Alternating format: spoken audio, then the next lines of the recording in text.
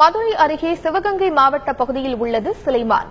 இங்குள்ள கீழடி என்ற கிராமத்தில் 6 மாதங்களுக்கு மேலாக நடைபெற்ற அகழ்வாராய்ச்சியில் பூமிக்கடியில் ஒரு நகரமே இருந்தது கண்டறியப்பட்டுள்ளது.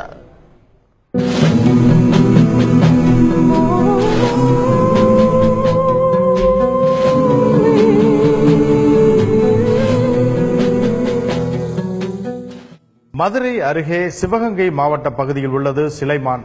இங்குள்ள கீழடி என்ற கிராமத்தில் 6 மாதங்களுக்கு மேலாக நடைபெற்ற அகழ்வாராய்ச்சியில் பூமிக்கடியில் ஒரு நகரமே இருந்தது கண்டறியப்பட்டுள்ளது.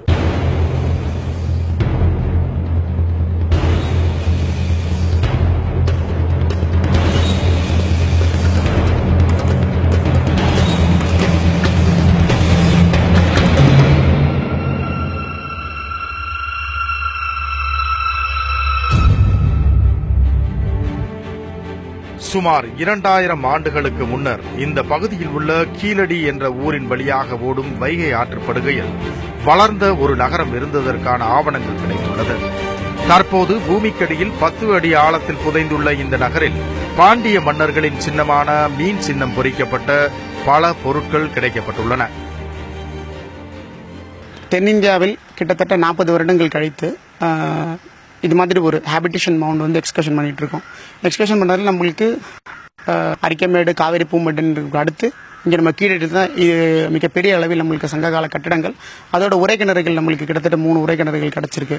அதோட அவங்க பயன்படுத்திய தொல்பொருள், அதாவது ஆன்டிக்விட்டிஸ் பார்த்தீங்கன்னா மணிகள் கிடச்சிருக்கு. தென் அதோட பாண்டியர்களுடைய நாணயங்கள் கிடச்சிருக்கு.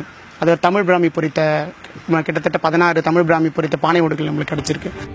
மிக நேர்த்தியாக அமைக்கப்பட்ட செங்கல் சுவர்கள், உரை கிணறுகள், மருந்து சேகரித்து வைக்கும் தொட்டிகள், மழைநீர் வடிகால்கள் என மிகவும் ஆச்சரியத்தை தருகிறது இந்த புதைந்த நகரம்.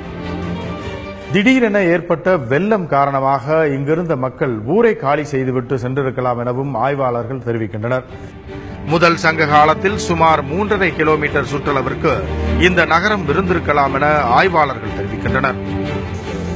இவர்கள் ரோமானியர்களுடன் வியாபார தொடர்புகள் வைத்திருந்ததற்கான ஆவணமாக ரோமானிய தயாரிப்பு அணிகலன்களும் இங்கு கிடைத்துள்ளது. ரோமானியர்களோடு தொடர்பு உண்டாவதற்கான எவிடன்ஸாக நம்மளுக்கு ரவுலட் எட்வர்ட், அரிட்டன் ஷர்ட்ஸ் போன்ற மட்பாண்டங்கள் நம்மளுக்கு கிடைத்துள்ளன. இங்கு கிடைத்துள்ள பானைகள் பல மண் கலவைகளை கொண்டு மிக நேர்த்தியாக உருவாக்கப்பட்டுள்ளது. எனவே கிட்டத்தட்ட 2000 வருடங்கள் கடந்த பின்னரும் அவை சிதைந்து அழியாமல் திடமாக உள்ளன.